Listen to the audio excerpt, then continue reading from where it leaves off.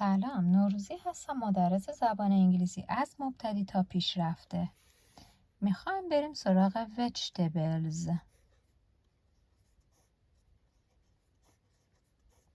vegetables سبزیجات. vegetables سبزیجات.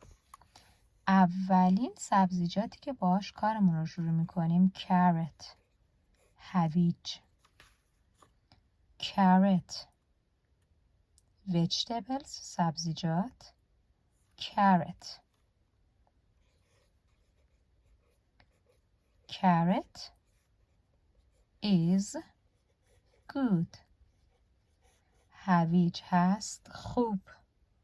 carrot is good. take care. مراقب خودت باش. bye bye.